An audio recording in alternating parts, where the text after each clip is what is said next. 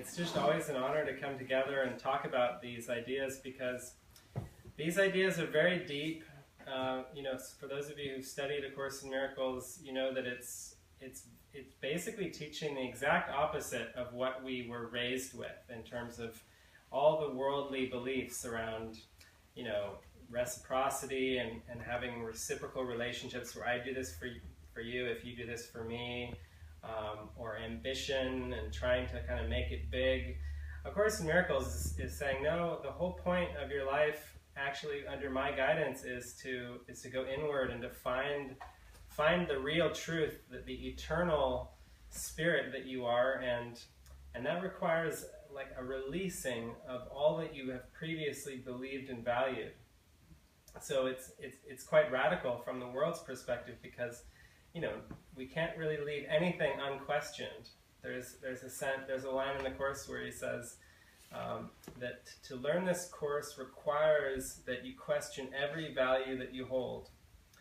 None can be left uncovered, but they will obscure your learning if you leave them uncovered. If you don't question certain values, if you say, well, I'll question certain things, but when it comes to my relationship with my dog, that's I can't, I'm not going to question about or my relationship with my job. I'm passionate about my job, and that's my happiness in life. And we all have certain things, certain people, or certain relationships, or certain contexts that we hold as special, like really highly valued, and the spirit in our mind never rips anything away, but just gently guides us to start to question where the source of our happiness is really coming from, because it isn't ever really coming from outside of us. It's always really coming from a decision in our mind to be in alignment with our highest purpose, which is peace of mind, or we could call it forgiveness or healing. So yeah, we just love to go around and talk about these ideas and share music. We both had songs come through us that we feel were just sort of given to us. They usually would just kind of come in like very quickly and easily, and just sing these songs and talk about these ideas, and we take questions, and we just enjoy these kind of interactive gatherings. So yeah, do you want to say something? I was just going to ask if to give up something is special. What if you hold like each person extremely special? I'm just asking this for the sense of conversation and for my own sake. Would you give up that everyone's special and just go to them? I'm just asking. Yeah. We don't give up things. It's just it's years of training and reading about these things. So what Eric's saying may sound fearful and make no sense to you, but for example, in my life, so I'm 45 now, and I decided to leave my life in the world that I was living and come into community and just focus on a relationship with God and put that first. About when I was 40, because I had lived so many roles out in the world, and they all ended in pain. College student, corporate girl, rock star, thousands. Very many relationships looking for God in another person.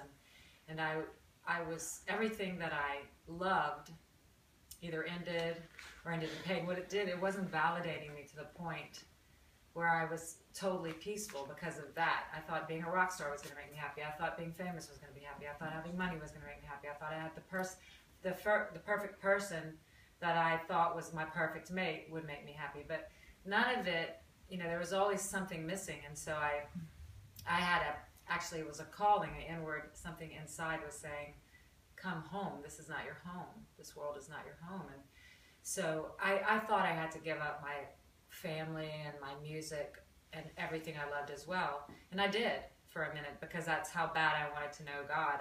What I really wanted to know was myself as my higher self, as as one with the Creator.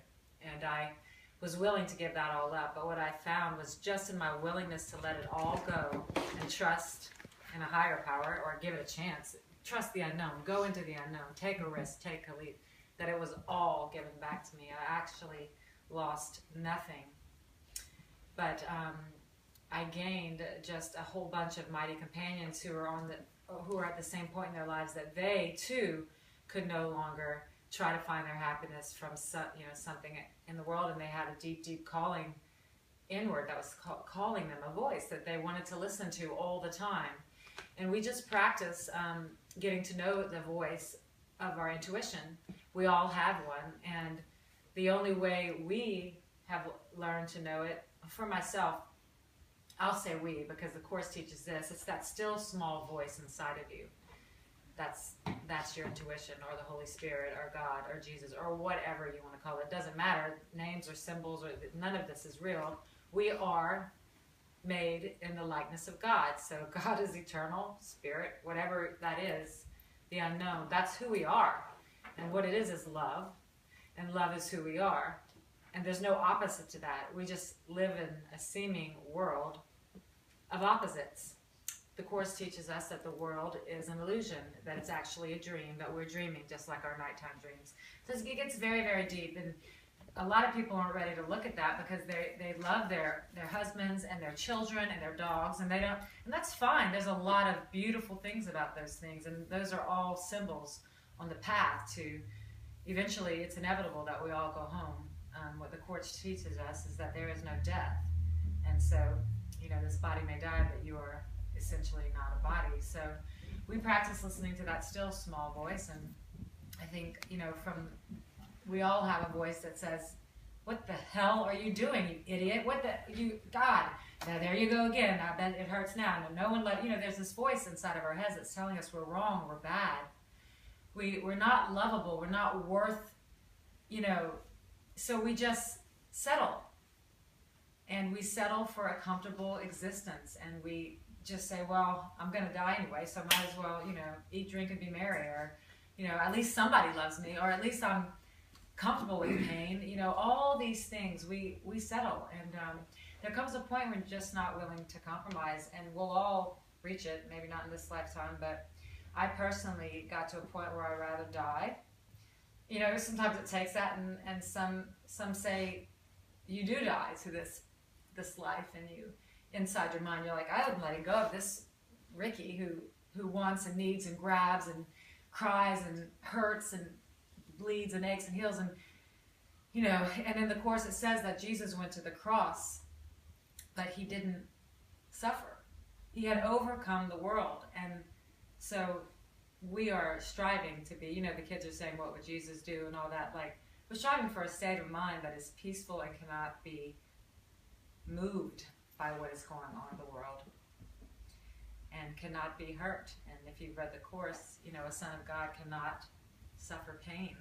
So I like the way that sounds, and I've actually found that my relationships with my family and my dog that I left and all these things, I got lifted above that realm of pain in my mind to know that my dog was fine without me, and my family will always be my family, but I don't have to have a reciprocity, whatever, relationship. I don't have to do these things for them to love me. I don't have to play out the role of a daughter. I don't have to play out the role of a sister. So that I had to test those waters, thought I would lose my family, and I didn't. I had to test the waters, see if I, with everything. And I'm still doing that, because when I got to community, I kind of made a mini world in community, fell in love, and got a function that I loved, and all those things were given back for the purpose of my awakening, and they were all given to me by Spirit. But even the Course, even David Hoffmeister and the Course in Miracles, it all has to be let go of. Forget this Course. Forget, come with holy empty hands unto your God. And so if I find myself holding on to anything at all in this world and making that an idol before my relationship with God, and then I just have some more healing to do. Nothing's wrong. So this can be very deep, and Erik and I want to share our stories with you, and we are open to questions, and we do have music to share with you about our experiences and our journey. Erik's been in and out of community for 6 to 8 years, and I've been living constantly without moving for 4 years, and it can be very intense, but it's also an amazing joy and flow that I've never experienced, and I don't fall on the ground and want to die anymore. My life is very dramatic.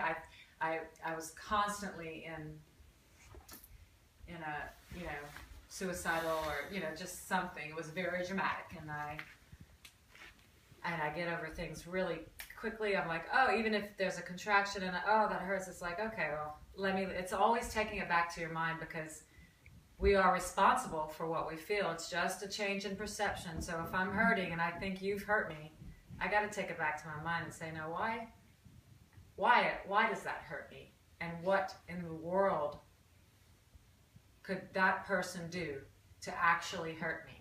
Where in my mind do I think I can be hurt by another person or abandoned? And why do I care so much about what other people think about me? What's important here? So we're just always questioning our pain, our thoughts, our jealousy, our fears. The Course says fear is not real. It's not real. We made it up. Death, not real. So Erik and I have just come a long way in the peace that we feel in our minds and in our relation. The community that we live in, we use our brothers and our sisters as mirrors to see what we need healed. And Erik and I are complete opposites, except that we're both musicians. We would never come together in the world. And we keep being put back in projects and assignments and tours together, because we have what the Course calls complementary ego dynamics, which we can very quickly with each other see what we really didn't want to look at and what we need to face and heal in each other. And we do. We have resistances and we can't move through things, and then we do, and there's love and there's joy, and we extend that, and then the Course says you'll have quick relationships, quick assignments, and some will last a lifetime. I don't know if this could last a lifetime, because every time we come back together, it's like, really? Here we go again. It's great. It's because it doesn't feel great at the time, of course, but